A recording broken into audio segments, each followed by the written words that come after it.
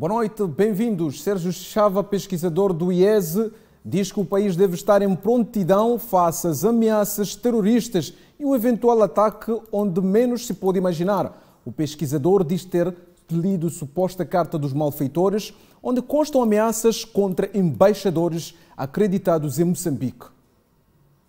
Semana finda, uma suposta carta de terroristas circulou nas redes sociais.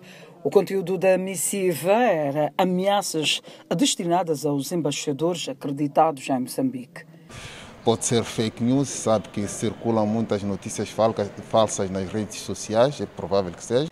Embora a autenticidade da carta seja duvidosa, Sérgio Chava, que há muito tem se dedicado em pesquisas sobre o terrorismo em Cabo Delgado, entende que o país deve reforçar a prontidão das forças de defesa e segurança nos locais de maior circulação e sensíveis aos ataques dos malfeitores. O país tem que estar preparado, não só por causa deste acontecimento que estamos a viver em Cabo Delgado, mas porque, conforme falei, o terrorismo é um fenómeno mundial. Chava lembra que nenhum país ou cidade é imune aos ataques terroristas e propõe às autoridades a redobrarem a atenção contra os que também têm produzido falsas informações sobre ataques, agitando assim as populações. Não há nenhum país que está imune a este fenómeno. Portanto, o que se observar nos aeroportos, nas fronteiras terrestres ou aéreas, vai ver que todos os países estão preparados e contam ou pensam que isso pode vir a acontecer um dia. De lembrar que o último ataque terrorista em Cabo Delgado, a que foi mais mediatizado, é a investida dos malfeitores à Vila de Palma, onde o número de vítimas é desconhecido. O governador de Cabo Delgado confirma ter havido agitação em Moeda devido a uma informação falsa, anunciando um ataque terrorista. Tawabo diz que divulgar informação falsa é também um ato terrorista. A vila-sede do distrito de Moeda, em Cabo Delgado, viveu momentos de agitação recentemente, devido à ameaça de um possível ataque terrorista no distrito. O governador de Cabo Delgado diz que as autoridades ficaram preocupadas com a divulgação de informações falsas. É claro que nós, para o governo, ficamos um pouco, digamos, sem compreender de quem tinha difundido a informação, com que propósito teria feito isso. De onde teria trazido a sua fonte para poder disseminar uma informação não verdade. Então, são essas coisas. O governo não pode ficar de modo nenhum satisfeito com esse tipo de situações, quando existem pessoas que, em vez de se preocuparem mesmo com as pessoas que estão a residir nessas zonas, por solidariedade, preocupam-se em trazer e difundir informações falsas. Inclusive, a pessoa que teria trazido essa informação veio também a público pedir desculpa. Valige Tawabo diz que a notícia sobre o possível ataque terrorista agitou a população. Todo o mundo que, de facto, está a pôr a nossa população, não só, mas qualquer um que se encontra na província, horrorizado. Então, quando se difunde uma notícia falsa, é como se fazer uma tristeza aqui na província. É criar pânico onde não há necessidade desse pânico. Por quê que assim se faz? Aí nós perguntamos, por que se faz isso? Por que querem ver as pessoas horrorizadas? Não basta os impactos que os próprios terroristas estão a realizar aqui na nossa província. Então, há representação, há uma extensão de terroristas por outras ilhas que possam constantemente horrorizar a população. Por quê? Refira-se que não é a primeira vez que circulam informações sobre ameaça terroristas em Moeda e nos outros pontos do país. E o governador da província de Cabo Delgado, Valige Tawabo, confirma ainda que a população de Palma está a abandonar massivamente a vila por temer novos ataques. Tawabo diz que o ataque do dia 24 de março passado deixou as pessoas traumatizadas. O ataque terrorista à Vila de Palma no dia 24 de março, para além de destruição de infraestruturas, deixou a população traumatizada e a vila inabitável. Segundo dados publicados pela Organização Internacional das Migrações, mais de 40 mil pessoas fugiram da violência e a fuga em debandada ainda continua. O governador de Cabo Delgado, Valige Tawabo, confirma o facto e diz que a população está à procura de lugares mais seguros. Hoje esse ataque, ninguém está preso para não sair do território ali em Palma, não é? As pessoas, quando têm de alguma forma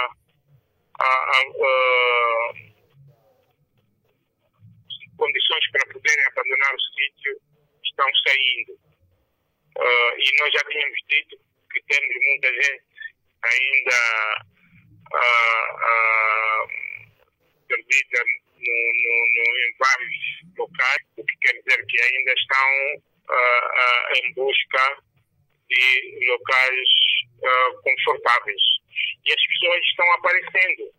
Nós temos informações a todos os momentos que há pessoas que estão aparecendo em diferentes áreas da nossa província. O governador fez saber que normalmente a população que abandona a Vila de Palma não tem destino concreto. Distritos mais próximos de Palma, refiro-me Nangade, Moeda, mesmo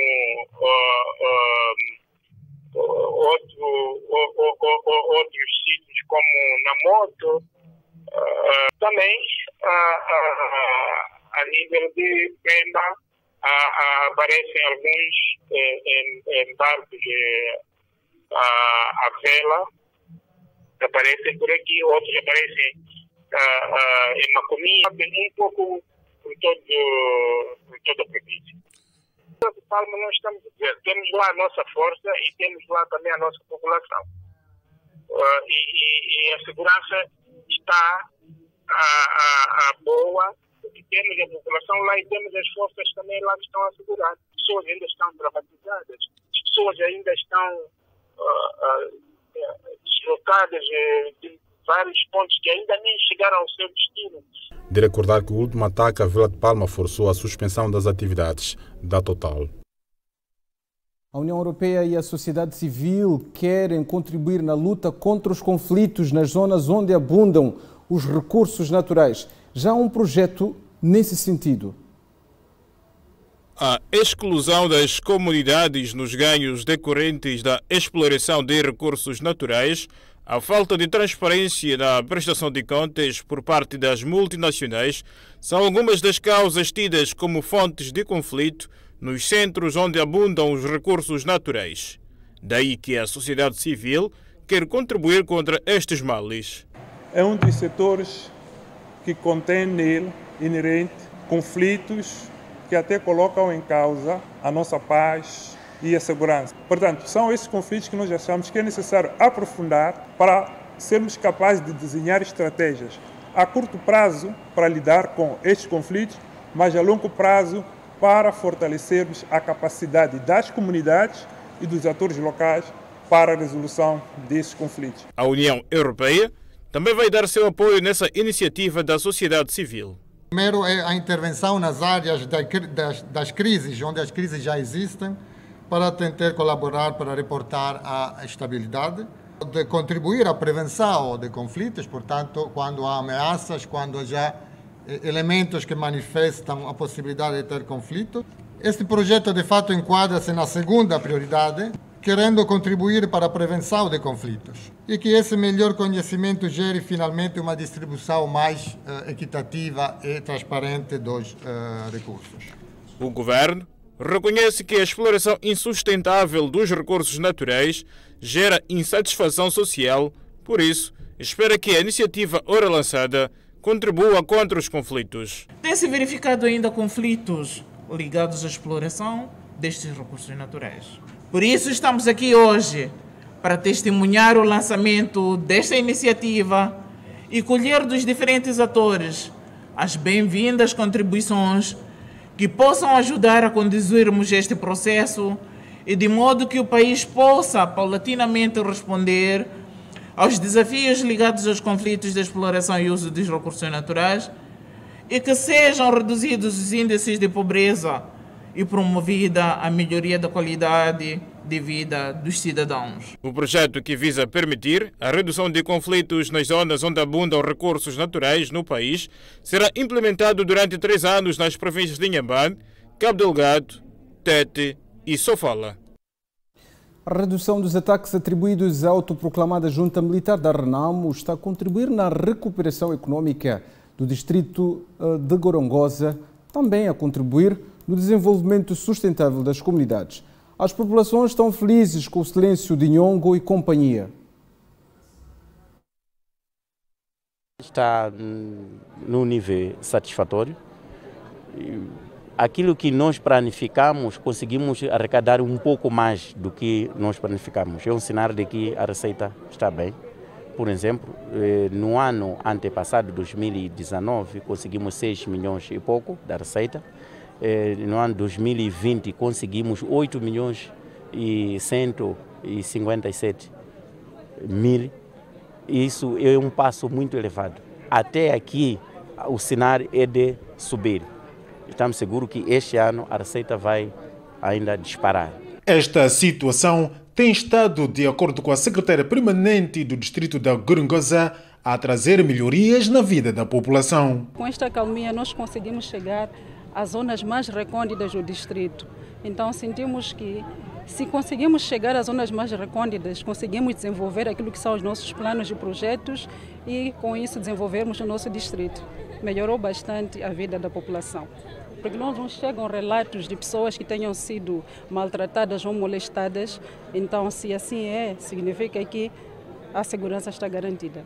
Que o digam os camionistas que mesmo noite adentro conseguem transitar por esta zona. Tu vens à vontade, podes dormir aqui, seja às 4. Como temos buraco, às vezes sais do shopping às 17, chegas aqui às 20. Antigamente tinhas que parar às 17 ou às 16 horas tinhas que parar. Levavas mais tempo na estrada, tínhamos buraco, tínhamos questões políticas, tínhamos escolta, estava difícil. A partir quando nós vemos esses tropas aí no caminho, ficamos mais seguros por eles só. Ficamos mais seguros. Sem eles é difícil andar também, porque essa mata toda é silêncio. Eles estão aí a proteger a mata, não é fácil. Andar neste troço em shopping, Gorongosa, Caia, Nicoadala, é seguro. É. Desta feita, apelam às autoridades governamentais a tudo continuarem a fazer de forma a tornar esta zona do país livre dos ataques. Eles podiam continuar mesmo assim, do jeito que estão a trabalhar agora. Aqueles outros homens estão nas matas, qual é a mensagem que quer deixar para eles, para que essa estabilidade, essa calmia se mantenha? Eles deveriam ter mais calma, ter mais amor, entrar em consenso, em conversação, ter paz. Disse a nossa fonte em entrevista exclusiva à TV Sucesso, aqui no distrito da Gorongosa, de onde reporta Daniel Madiriz. Perto de 2 milhões de moçambicanos podem sofrer a crise alimentar até setembro deste ano. O alerta é das Nações Unidas. A fome em Moçambique é uma realidade, embora o assunto seja poucas vezes debatido, talvez porque as principais vítimas são as famílias mais desfavorecidas e se encontram nas zonas mais recônditas do país. Mas a verdade é que em Moçambique, a cada ano, inúmeras são as pessoas que sofrem de forma grave e outras morrem por não ter o que comer. Ou se têm o que comer, é apenas por uma refeição. A ONU, através do seu braço que lida com a alimentação em Moçambique, tem acompanhado o fato e já lança um alerta para os próximos meses. Mas só para o ano de 2021, as estimativas que nós temos é que entre janeiro até março, deveríamos ter por volta de 1,9 milhões de pessoas que estavam dentro do padrão da classificação 3 até 5. Significa que na situação de crise, até mesmo fome. E depois, dos meses de abril, maio até setembro, esse número poderá baixar ligeiramente, poderemos ter por volta de 1,7 milhões. O que isso demonstra? Que apesar dos esforços, continuamos a ter uma certa percentagem da população que vive em situações de dificuldades, principalmente de acesso à alimentação e de acesso à alimentação saudável. Por exemplo, a situação saudável, estou a referir, por exemplo, à parte da nutrição. Pior que o alerta sobre a fome nos próximos meses no país, está o grupo-alvo que o fenômeno poderá atingir a crianças. Por volta de mais de 40% das nossas crianças de menos de 5 anos de idade têm esse problema de ter uma dieta saudável e nutritiva. Portanto, são esse conjunto de problemas todos que nós temos. Em relação ao sistema agroalimentar, como tinha dito, porque vem a partir da produção. Como nos produzimos? Só na parte da produção já temos desafios. Uma baixa produtividade, por exemplo. Depois vimos na parte do processamento e do armazenamento. Já temos esses difíceis. E depois na parte do transporte temos edifícios e depois na parte da distribuição temos esses edifícios. A realidade sobre a fome severa em Moçambique é uma triste realidade que este ano circularam informações de gente que chegou a comer capim na província de Nampula. A Organização das Nações Unidas para a Alimentação em Moçambique confirma. De facto, nas províncias do norte nós temos muitos desafios. Principalmente, nesse momento, o que nós temos, o maior desafio é na zona de Cabo Delgado, que veio a ser muito mais acentuado por causa da situação da insegurança no norte, que afetou alguns distritos, em que resultou na deslocação de muitos dos nossos irmãs e irmãos para outros distritos na província do norte. O que acontece? Significa que deixaram as machamas. Nesse momento, a maior preocupação que nós temos é, de facto, na região de Cabo Delgado. As estimativas que nós temos é, se não houver intervenções adequadas, possivelmente por volta de 30% da população em Cabo Delgado poderão enfrentar essa situação da insegurança alimentar nos próximos meses até setembro. Caro telespectador, sabe que estamos na contagem regressiva a caminho da sessão do Comitê Central.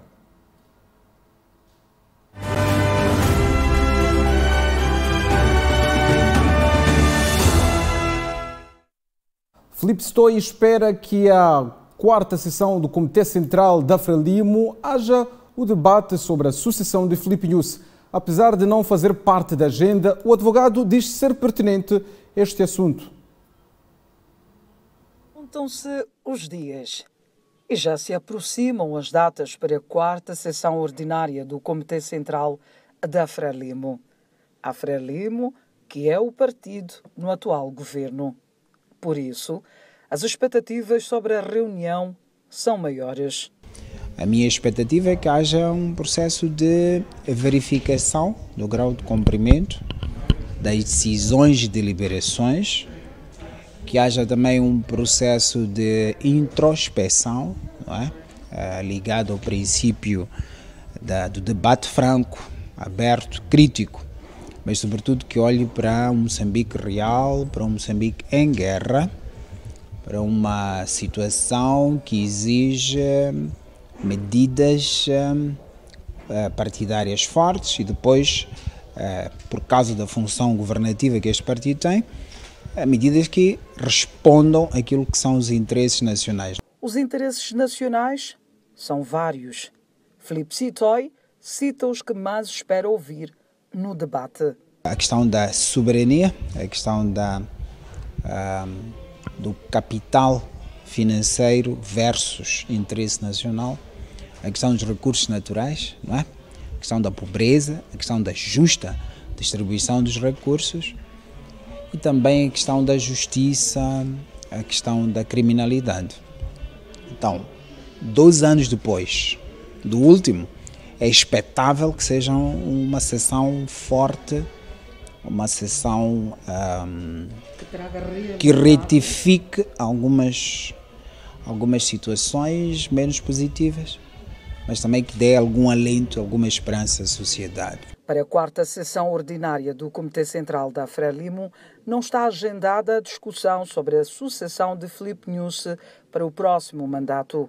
Mas, em diversos corredores, houve-se pretensão sobre o início do debate.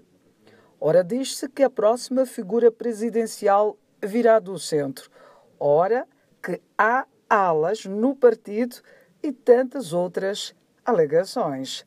Fora as alegações, uma também é a expectativa de Sitoy, que comece a ser feito o debate sobre quem vai substituir Filipe Nyusi. Também é expectável que se comecem a discutir isso, mas também temos que verificar que o mandato ainda não está no fim. E por força constitucional, os presidentes têm 2 mandatos, não é? Fim dos quais há uma sucessão normal. Portanto, se me perguntar, é expectável? Eu vou dizer que sim, é expectável, mas se consta da agenda, a resposta é não. Egídio Vaz diz que há indisciplinados na Frelimo que tentam forçar o debate sobre possível terceiro mandato de Filipe Nyusi no partido. Vaz fala também de gente que promove alas e que devia ser responsabilizada. Apoiante da Frelimo declarado, embora nem sempre foi assim há menos de 10 anos. Egídio Vaz também tem algo a dizer sobre a sessão ordinária do Comitê Central do partido. Eu espero que haja um realinhamento político entre o membro do Comitê Central, a própria Frelimo e o governo, porque o partido Frelimo dirige o governo de Moçambique. Perante os assuntos mais candentes, como, por exemplo, segurança, no norte de Moçambique, combate ao terrorismo, por exemplo, a situação da Covid-19, inclusive o plano econômico e social, são elementos que precisam ser debatidos e realinhados para que o partido se sinta atualizado. Vaz acompanha as polémicas de que se falam sobre o partido. Vamos começar pelas alegadas alas. Eu julgo que as alas vão existir. Cada cabeça é uma sentença. Todavia, o que une um partido político é a disciplina partidária e o interesse de cada um dos seus membros em fazer o partido crescer forte e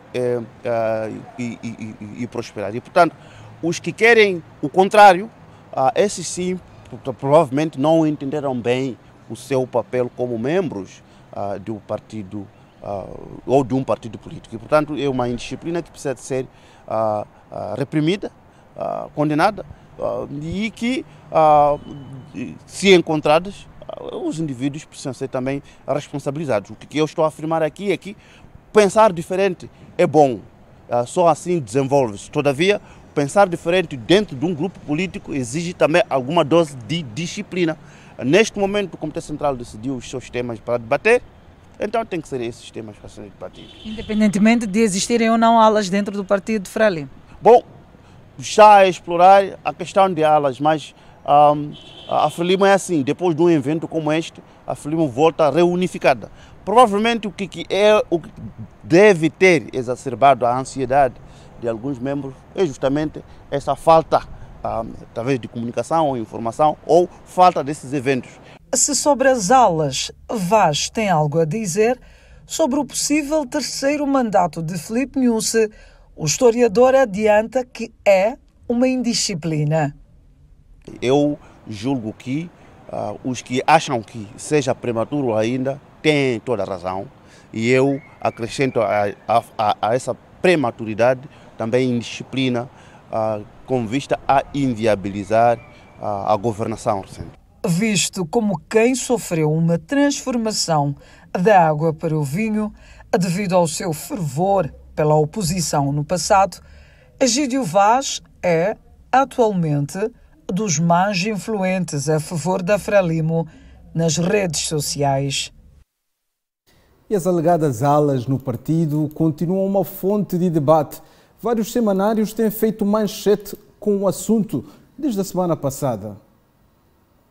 Debate aparentemente desnecessário, mas que já corre pelos canais da imprensa. Alguns semanários do país fazem manchetes. Desde a semana finda, há abordagens sobre a sessão do Comitê Central a decorrer este fim de semana. No topo das discussões continuam as alegadas alas. No debate, alega-se que entre Filipe Nyusi e Armando Guebuza há uma divisão ideológica, cujos seguidores não convergem. A não convergência dos dois, diz-se, faz surgir fortificados e fragilizados. Este semanário, por exemplo, escreveu que o atual presidente do partido chega ao Comitê Central fragilizado. O semanário presume possível aliança entre os dois últimos presidentes. Fora estas presunções, este outro semanário, que também navega nas abordagens sobre o Comitê Central, coloca no centro da manchete da última edição, igualmente, o rosto do presidente da Frelimo, Filipe Nyusi.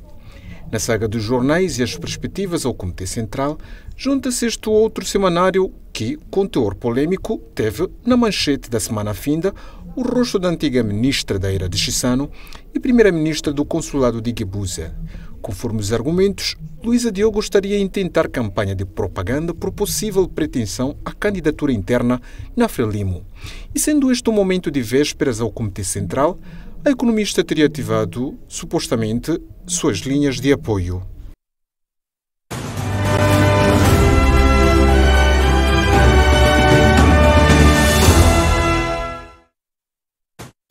A caminho da sessão do Comitê Central Especial, atenção aqui na TV Sucesso. E neste momento vamos à notícia de última hora. É, portanto, a firmeza que os estudantes da Universidade Eduardo Mondlane têm em relação à greve que fazem. Mais detalhes, Horácio, quais são os detalhes? Olá, saudações, Romeu Carlos e a todos os telespectadores do Jornal Principal. Respondemos hoje a partir da Faculdade de Engenharia daqui da Universidade Eduardo Mondlane.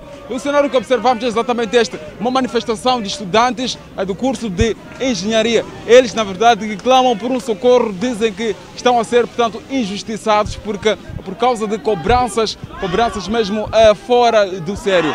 Parece que o contrato sim celebrado para a Constituição não está a ser cumprido. Eles estão a ser, assim, exigidos valores extraordinários. Estão a ser exigidos valores extraordinários para poder então pagar propinas. É exatamente esse cenário que nós podemos observar a partir deste local e tal como registram aqui as imagens, a polícia está aqui para então poder então intervir, impedir então qualquer atuação destes estudantes. Nós estamos a ser impedidos de entrar neste momento agora. Dércio pode aqui mostrar aqui as imagens, mostra aqui o cenário, está aqui trancado o portão, estamos a ser impedidos assim de entrar para fazermos aqui esta cobertura. Mas a verdade é que restamos aqui esta situação onde vários estudantes estão assim a se manifestar, a exigirem justiça. Eles dizem que estão a ser cobrados então valores exorbitantes, propinas mesmo fora daquilo que então foi o combinado. Estamos a ser impedidos de entrar, termos acesso para ouvirmos a inquietação dos estudantes. E como podem ver aqui, o cadeado está aqui no portão, não somos permitidos aqui a ter acesso a este local, mas na verdade, a verdade é que os estudantes continuam aqui a clamar pelo socorro. Dércio, como pode restar aqui as imagens, os estudantes continuam a clamar pelo socorro. Esta situação que se vive esta quarta-feira a partir aqui da Faculdade de Engenharia da Universidade Eduardo Mondlane. Vários estudantes encontram-se aqui e a polícia nas redondezas para então tentar impedir qualquer então intervenção fora de sério por parte dos estudantes. Esta informação que trazemos a partir de agora ao Romeu Carlos, vamos tentando aqui pedir para que nos abram assim um portão para termos acesso, para ouvirmos se esses estudantes estão a pedir, estão a clamar para que então sejam valorizados, porque eles estão bem necessários, como portanto podemos aqui aferir. E continua aqui este clamor, continuam gritos de socorro. Eles, a partir então de panfletos que fizeram, a mostrar sim que estão a ser injustiçados e clamam pela justiça. Bruno, vocês impedem. Opressão por mais duros, não. Mas por que impedem a nossa entrada? Esse porque é moleza, sabe? Há ensino superior que não é caro, É que estão nos mandar pagar a mensalidade completa, sendo que nós só estudamos um mês. São 25 mil meticais de 6 meses, mas nós só estudamos um mês só. 25 mil. Sim, quando só estudamos em um mês só. 2 semanas sim, presencial. E as outras já. Sim, elas onde que nós nem tivemos. Espera lá, qual tinha sido mesmo o combinado? Como? É de pagar 25 mil em 5 meses, que é um semestre. Estamos a pagar 25 mil em um mês. E tivemos inscrição antes. Sim, estão nos mandando fazer inscrição antes mesmo de terminarmos de fazer exames. As aulas iniciaram antes dos exames terminarem. Mas o que eles dizem quando vocês reclamam? Fizemos uma carta, mandamos para o reitor, mas não disseram nada até agora. Só tivemos 2 semanas de aula, mas querem para pagar 25 mil de mensalidade. Como vamos pagar? E o valor de inscrição também subiu ao mesmo tempo. Como vamos pagar em 2 semanas? E a inscrição termina hoje. Mas esses 50 mil devem pagar até quando? Essa semana, é para pagar essa semana aqui para conseguirmos fazer inscrição de outras cadeiras. Sim. Como é que vocês se sentem perante isso? Injustiçado, não vamos conseguir pagar esse valor aí. É uma semana, até sexta-feira termina a inscrição. Se não pagarmos até a sexta-feira, não teremos acesso às aulas. Sim. Portanto, foi esta breve transmissão e Horácio Muxanga de plantão para os outros serviços noticiosos e atualização referente a essa insistência face à indignação no aumento de propinas na Universidade Eduardo Mondlane. O indivíduo foi encontrado morto no bairro ferroviário na cidade de Maputo. Não se sabem sobre as causas da morte. Conforme apurou a TV Sucesso, tudo teria ocorrido na madrugada desta quarta-feira neste estaleiro, onde o finado encontrava-se a repousar. Testemunhas suspeitam que a doença tenha sido motivo para a morte do jovem que, em vida, fazia vários trabalhos no mercado da Praça dos Combatentes, vulgo Chiquelene. Não sei explicar bem, mas é um indivíduo que andava doente mesmo. E ele não ia para o hospital. Sim, mas ele sempre mentia, disse que ia para o hospital, mas uma pessoa que não ia no hospital. Porque era um alcoólico, um gajo que bebia, fumava cigarro, quando ele é doente. Ele prestava serviço aqui, trabalha aqui no mercado, são esses voluntários aqui do mercado.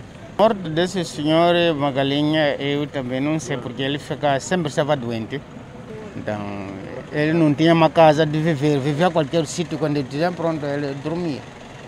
Então, mas sempre ele estava mesmo doente, mal. E assistência? Não, ele ia para o hospital, mas pronto, eu não sei se ia ou não. Ontem de manhã eu falei com ele, estava aqui sentado, estava mal, eu disse, por que não vai para o hospital? Ele disse, pá, eu vou para o hospital. Tá bom. Hipótese de assassinato é descartada. Esta senhora fala de outras possíveis causas que terão originado a morte do jovem. Não tiva, a chova cola. É Adriano Simbini. Já, ni tiva mashaka ya yena va pulana kanisi nga tiwakwe. Hi vo lava ni va tivaka, ni nga mi tiva através ka vo. Se swa ku mavabyi munhu a ni swi tivi ku através 2019 a basharile. Leswaku loko a huma a hi nga hi byelanga swa ka bashari maka munhu. Nga khwiri la kwali likulu, ligama likukumuka khwiri. Loko ku a tlhela xipiritana a yala. Mas yena o vabya. Ku kumba o dlayiwa o vabya. Até a retirada da TV Sucesso no local, o Serviço de Investigação Criminal não tinha chegado para a remoção do corpo. 42 mulheres foram violadas e 6 forçadas a casar na província, portanto, de Sofala. A maior parte dos casos tiveram lugar na Beira e envolvem mulheres surdas. O fato foi tornado público há algumas horas na Beira, parcela da província de Sofala, com maior número de casos, sendo a mulher com deficiência que mais sofre, com especial realce para a mulher surda, que pouco vê seu caso resolvido, tudo porque os agentes da polícia não entendem da língua de sinais. Nós sempre chamamos e contamos com um senhor que vem lá ao departamento e outras esquadras para poder fazer a tradução. Só que nós estamos a nos deparar com, às vezes, há aquela dificuldade de ter do próprio senhor vir até lá. Tivemos que recorrer algumas vezes em outras instituições vocacionadas para este tipo de deficiência, neste caso falo da deficiência auditiva. Para colmatar a situação, entendedores da matéria de comunicação gestual estão a capacitar 18 agentes. De modo a responder àquilo que são as necessidades, né, das pessoas com deficiência, no âmbito, sobretudo, da violência doméstica. Nesse caso, queremos dotar a polícia de capacidade para que possa atendê-las da melhor forma possível. Pretende-se, com a iniciativa, criar a inclusão e promover a justiça social. Portanto, a presente capacitação se reveste de capital importância na medida em que materializa a perspectiva de inclusão social a camadas que carecem de atendimento diferenciado no contexto de igualdade de direitos e deveres dos cidadãos, evitando deste modo a vitimização de quem coloca uma preocupação que, obviamente, espera uma resposta, para de forma melhor e dar melhor resposta a todo cidadão que precisa de atendimento policial sem discriminação. Refere-se que dados estatísticos fornecidos pela Polícia da República de Moçambique dão conta que, em Sofala, pouco mais de 242 mulheres foram violentadas. Caro telespectador, houve um incêndio no maior mercado grossista e retalhista da província do Niassa. O incêndio destruiu mais de 200 barracas, deflagrou no princípio na manhã de hoje, portanto, na capital provincial do Niassa. E as imagens descrevem, portanto, parte deste incêndio que afetou o mercado de Suaúla, em Lixinga. A TV Sucesso vai continuar a seguir este caso, que também envolveu fraca intervenção do Corpo de Salvação Pública devido a problemas de meios.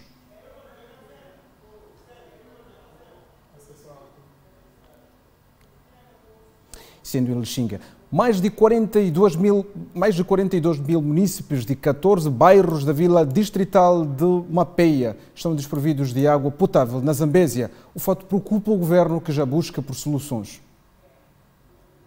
Anos que os munícipes de diversos bairros da vila distrital de Mapeia, na cidade de Quelimane, percorrem longas distâncias em busca de precioso líquido.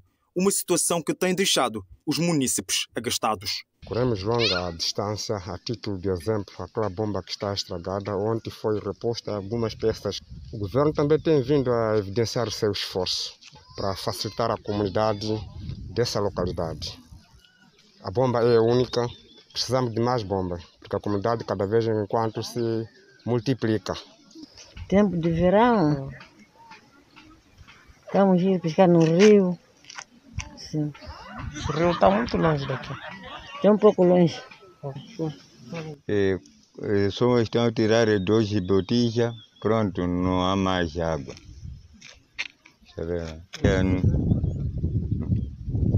Quando chegar o tempo de verão, aqui não há água. Sim. No entanto, o diretor dos Serviços Distritais de Infraestrutura de Mapeia, Domingos Chicote, reconhece o impacto negativo da falta de água nas comunidades e promete a curto prazo construir um sistema de abastecimento do precioso líquido. São 14 bairros. Nesses 14 bairros, estamos a falar mais ou menos de 42.600 pessoas que vivem nesses 40 bairros.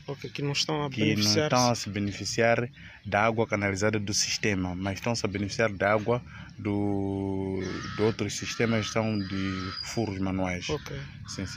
Sim, algumas famílias estão a recorrer nesses furos manuais para poderem beber água. Os furos às vezes ficam distantes. Não, esse é o impacto negativo que está a criar, porque a distância não está a ajudar muito em termos de as pessoas percorrem uma longa distância para encontrar um furo nos bairros.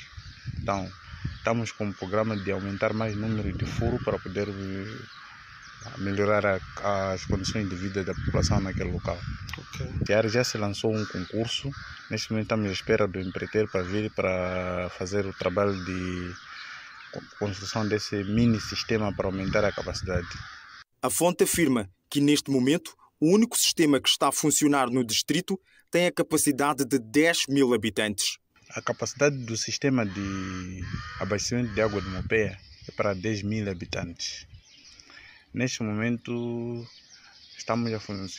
sistema está a funcionar com 6.777 habitantes. Ele não atingiu a sua capacidade máxima. Mas isso deve-se à baixa pressão nas zonas um pouco mais distantes do sistema. Enquanto o problema não for resolvido, os moradores deste bairro vão continuar numa incerteza. Falta água na Zambésia e há novos furos em Gaza. Emílio da Conceição e Pedro Mungo entramos nos detalhes em relação a este assunto que nos chega deste ponto do país.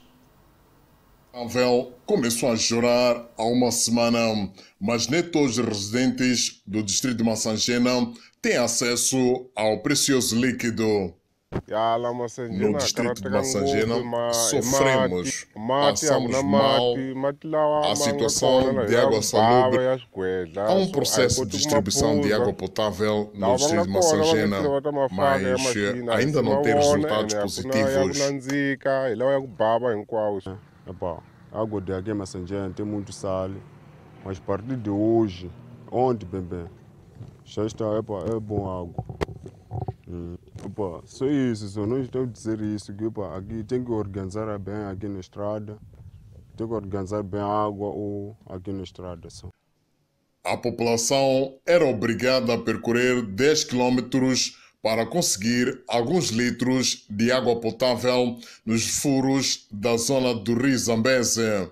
O meu dificuldade de água sai daqui para Indice. A busca de água. É salubre, tem sal. Com a cabeça, como é que faz? Tem algum transporte? Com a cabeça ou bicicleta. Sim, está difícil sair daqui com bidão na cabeça. É muito difícil. Estamos a pedir água. O Serviço Distrital de Planeamento e Infraestruturas em Massangena, na pessoa do diretor Pascoal Jace, afirma que o sistema deverá abastecer 6 mil famílias. O que está-se a fazer neste momento são algumas retificações, tanto na captação assim como na conduta de distribuição. Houve algumas rupturas, mas são trabalhos que já estão feitos, e o trabalho também na estação de tratamento de abastecimento, no tratamento da água. São previstas 360 ligações, neste momento foram feitas 188. A maior parte dos funcionários do sistema que temos tem água salobre, construída uma estação de tratamento. A população vai ter água potável, em princípio 24 horas por dia. Ele foi projetado para 6 mil habitantes, com previsão de expandir-se de acordo com o crescimento populacional. O sistema no seu sítio, no centro distribuidor, tem 8 depósitos de 10 mil litros cada, apoiados, que recebem água, depois bombeiam para um depósito elevado de 150 mil litros. O sistema de abastecimento de água potável tem capacidade para conservar 230 litros, com imagens de Paulo Mongoi, Emílio da Conceição, distrito de Massangena. Já tínhamos anunciado que há falta de reagentes nos laboratórios para testes de malária na cidade de Chimoio, com maior incidência para o Centro de Saúde 1º de Maio, que ficou 2 meses sem este produto. A malária é a doença que mais contribui para internamento e mortes no país, uma doença longe de ser erradicada, apesar do governo desencadear várias ações. O combate à doença na cidade de Chimoio é colocado em causa quando há falta de reagentes de testes de malária nos laboratórios, com maior destaque para o Centro de Saúde 1º de Maio. Reagentes para malária, ora não sei lá quanto, ora às vezes são antimalários que mesmo que os nossos hospitais não têm. As clínicas privadas são tábuas de salvação para os que não conseguem tratamento nas unidades sanitárias públicas. Considerando que saúde pública é uma coisa muito importante, quando estamos a recorrer às clínicas privadas, mostra que estamos a procurar onde que podemos ser atendidos e onde que podemos fazer os testes e nós ter aquele teste que podemos confiar e que sai mesmo por tempo e hora, não esperar filas grandes quando em algum momento não ter os testes suficientes que pode ser feito nos laboratórios. O diretor distrital da Saúde, Mulher e Ação Social em Chimoio, Alberto Raimundo Diomba, reconhece a crise. Para esta situação, temos a referir que nós tivemos ruptura de reagente há mais ou menos 3 meses, mas posteriormente tivemos no mês subsequente. Mas garantiu que há poucas quantidades de reagentes só para situações graves. A recepção do mesmo reagente. No entanto, as quantidades não eram aquelas desejadas ou aquelas que a gente havia requisitado. Então veio numa quantidade um bocadinho reduzida, o que obrigou-nos a fazer manobras na gestão do mesmo. Para a classe com menos poderio financeiro está cada vez mais difícil ter tratamento nas unidades sanitárias públicas, porque há falta de um pouco de tudo e espera-se a melhoria das condições nestas unidades. As imagens são de Vanildo Domingos, Nelson Benjamin para a TV Sucesso. Vamos à atualização sobre a Covid-19 em Moçambique. A pandemia continua a recuar. Dados partilhados pelo Ministério da Saúde apontam que continuam a existir menos casos positivos, menos mortes e menos internamentos comparativamente aos meses passados. Hoje, por exemplo, houve 24 casos positivos, 28 recuperados e não houve óbito. Atualmente, Moçambique tem apenas 900 casos de pessoas com coronavírus ativo no organismo. Jovens empreendedores da província de Tete queixam-se da falta de transparência na atribuição de fundos de apoio a iniciativas empreendedoras. E o fato está a gerar revolta entre os candidatos dos projetos.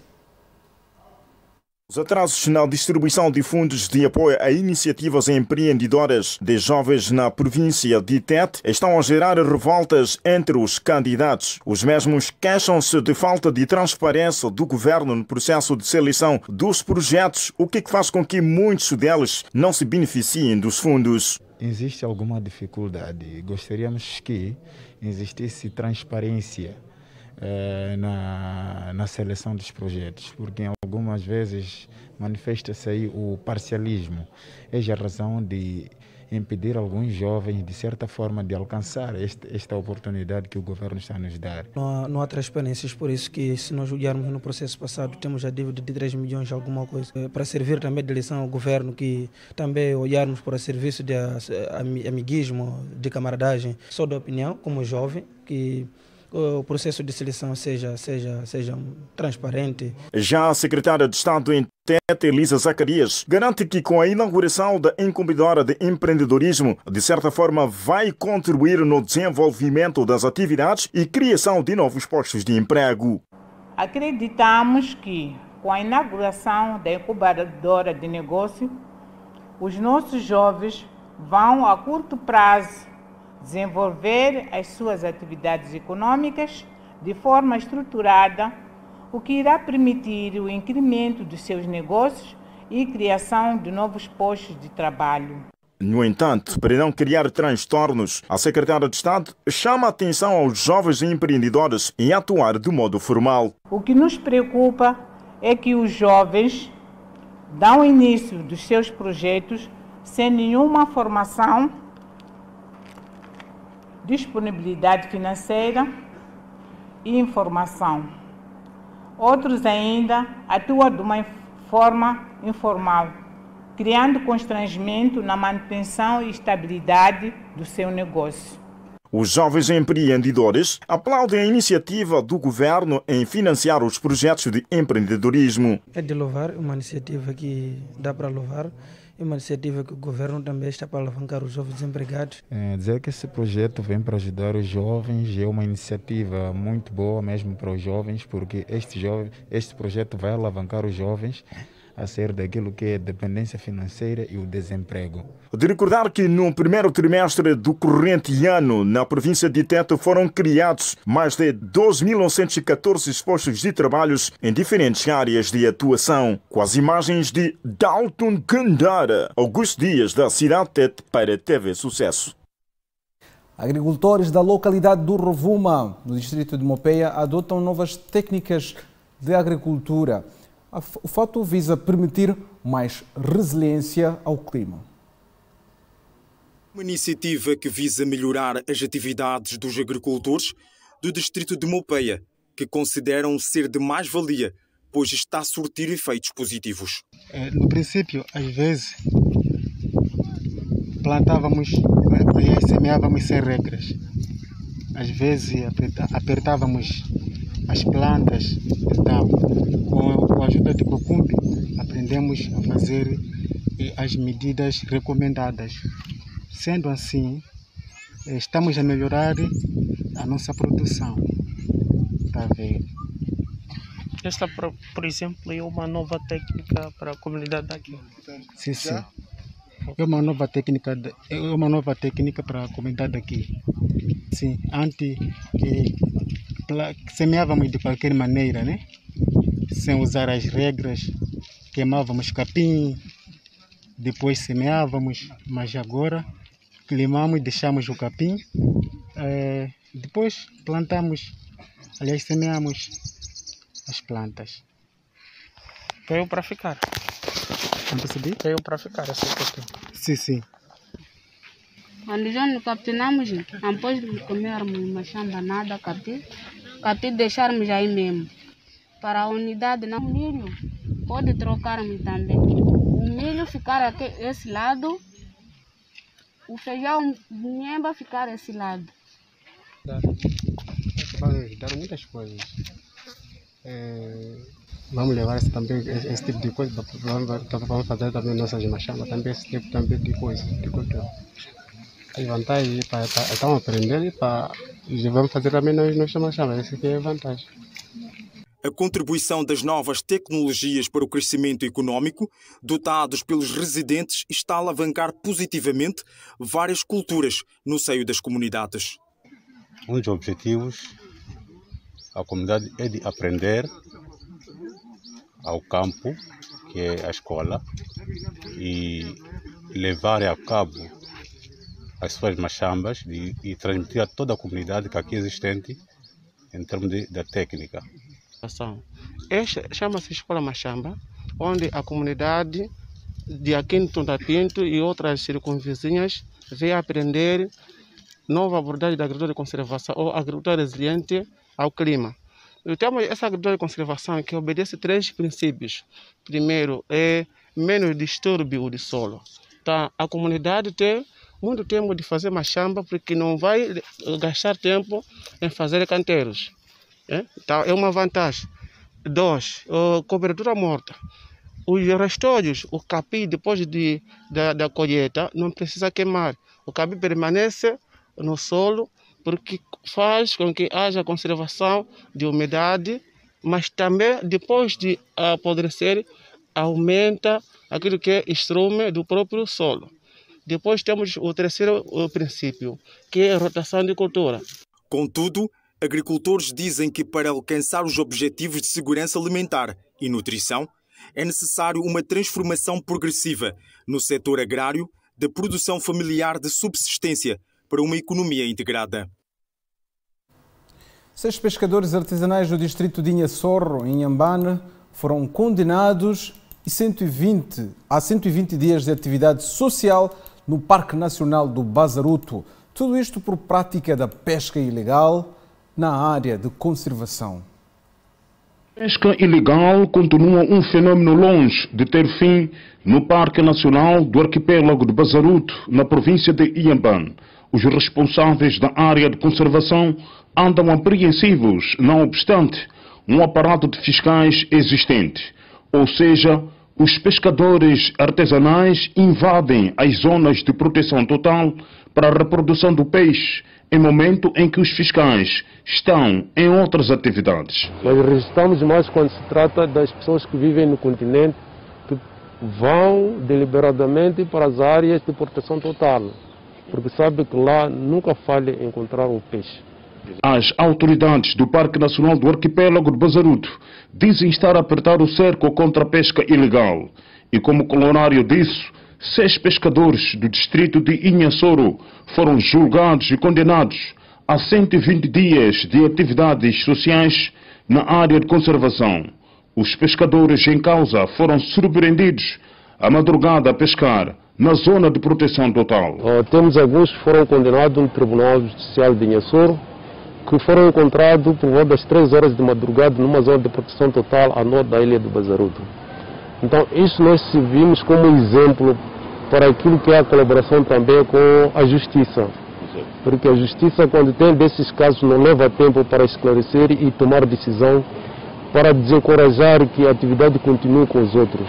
O administrador do Parque Nacional do Arquipélago de Bazaruto, Armando Nguenha, considera a colaboração da Justiça no combate à pesca ilegal como extremamente importante para a proteção da biodiversidade marinha. E temos a agradecer mais à Procuradoria Provincial, que incrementou mais dinamismo no tratamento desses casos.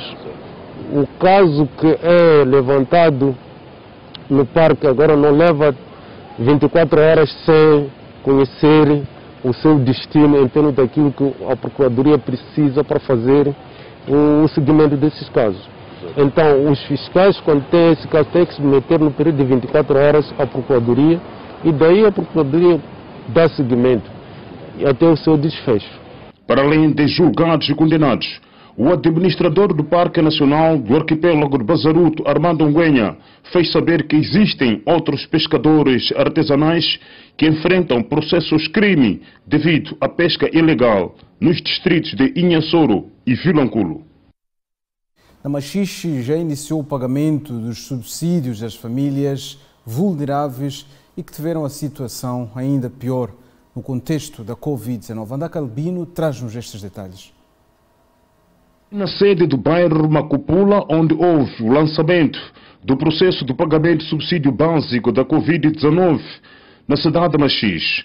Logo pela manhã desta quarta-feira, centenas de munícipes acorreram ao local na expectativa de receber o valor que aguardavam desde o ano passado. São beneficiários elegíveis selecionados pelos secretários dos bairros e inscritos pelo Instituto Nacional de Ação Social. Aqui vim a receber dinheiro sobre o Covid-19. Com esse valor é de conseguir comprar coisas de alimentação para eu e os meus filhos lá em casa. Sim. Tem quantos filhos? Eu tenho 4 filhos. Gostei muito.